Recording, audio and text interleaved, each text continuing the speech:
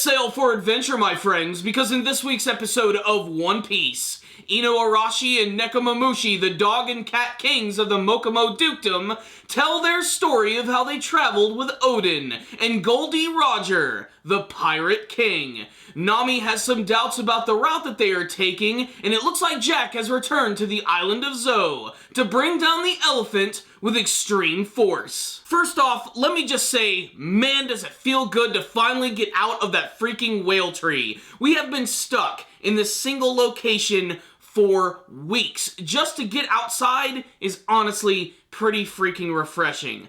That being said, this episode right here was mostly a setup for the fact that Jack is about to arrive on the island, and as opposed to just going back up top on the elephant's back and fighting against everyone, they're just gonna decide to bring the whole damn elephant down. I don't know how they're gonna do that, but with a character like Jack, I honestly think he could make it happen. He's an incredibly terrifying character, and I imagine that Sheepshead was going to be reprimanded, but boy, he's straight up just being tortured. Completely bound, hung upside down, covered in blood.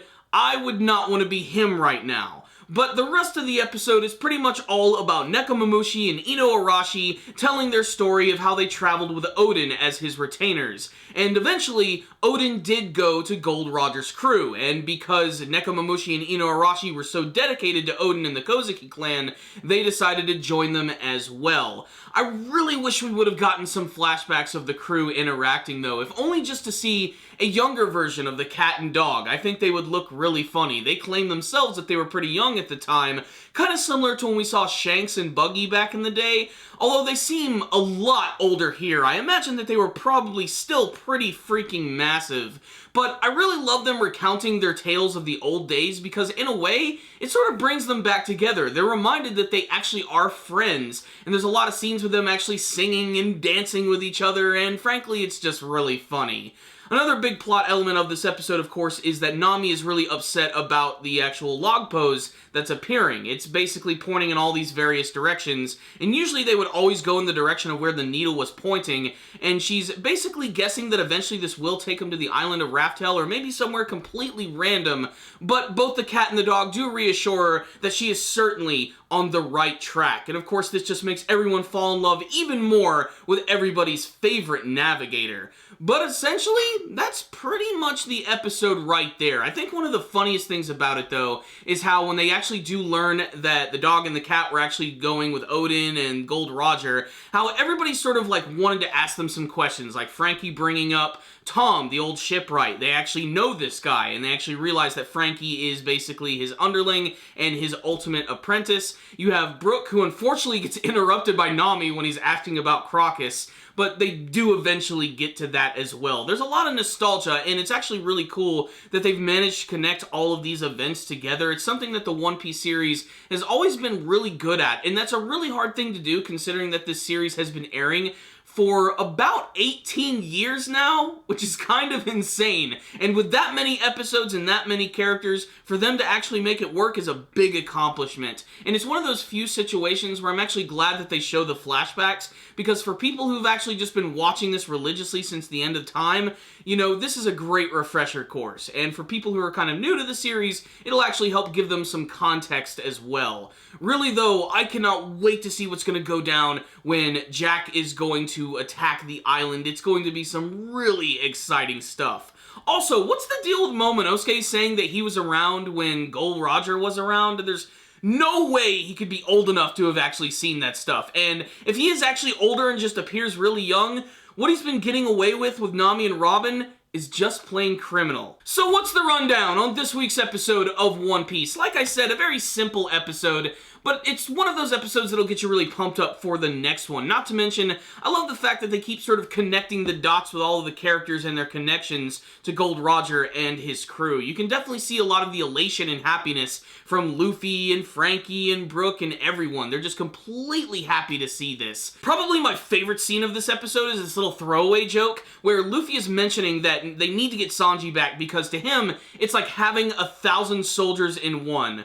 Of course, Zoro is incredibly sore about this and reminds him of his rivalry with Sanji and claims that he's at least worth 2,000. Nami consoles him by patting him on the head. That moment was funny as shit. Also, I don't know why this was so confusing for Usopp as well. He had to like start taking notes about how all this went down with Nekomamushi and Inuarashi being with Oden, then going to Gold Roger's crew. And it is worth mentioning that both Nekomamushi and Inuarashi did not go to Raft Hell, so they have not seen what One Piece is. They don't even know what it could possibly be.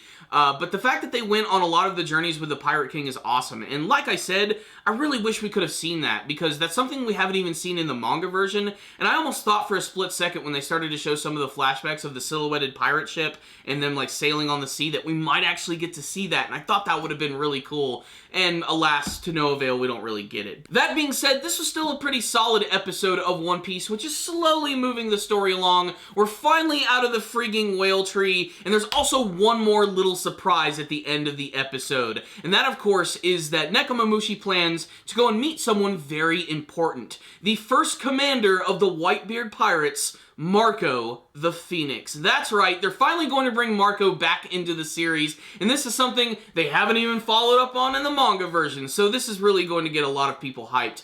Marco the Phoenix was always a really cool character to me. I mean, obviously his powers speak for themselves. He transforms into a giant blue, fiery phoenix of death. So he's a really cool character, but we still don't really know much about him and why he's going to be so important to the Mink Tribe's cause. We're just going to have to wait and see what that's going to bring to the table, but I welcome his addition to the series. He was really cool during the Big War, and I can't wait to see him return to the series. They did a great job of teasing him at the very end of this episode. So overall, this was a solid story episode of One Piece with lots of funny moments, lots of reminiscing about the old days, and the threat of Jack is just around the corner. If you look at the preview for next episode, he's about to start taking down the elephant, which is going to cause a lot of trouble for the Straw Hat Pirates as well as for the Mink Tribe. So I'm going to give this episode right here a solid 4 out of 5. The technical aspects of the episode speak for themselves. It's just sort of an average episode of One Piece, but it looked pretty good and clean throughout most of the episode. And is it just me, or is Nami's boobs just continuing to get freaking bigger with every single episode? It's made all the more distracting by the fact that she's dressed in something that is incredibly scandalous, but honestly, that's not really me complaining, it's just an observation. And so, 4 out of 5 for me. But if any of you guys did watch the episode, make sure to tell me what you thought about it in the comments section below. What do you think they need Marco the Phoenix for? Do they need him as a fighting ally? Does he know some information that we don't know? What do you hope to see from the rest of the Zou arc and beyond? Please tell me in the comments section below. Thank you guys so much for watching this review. I really do appreciate it. I'm one of the smaller anime YouTube reviewers, and I really appreciate every view that I can get and every comment. I love interacting with you guys, and one of the best ways to support our channel is simply to subscribe, watch our videos, share them with your friends, like the video if you did like it, and of course leave me a comment or two. I will see you guys next time, and as always, stay dandy, baby.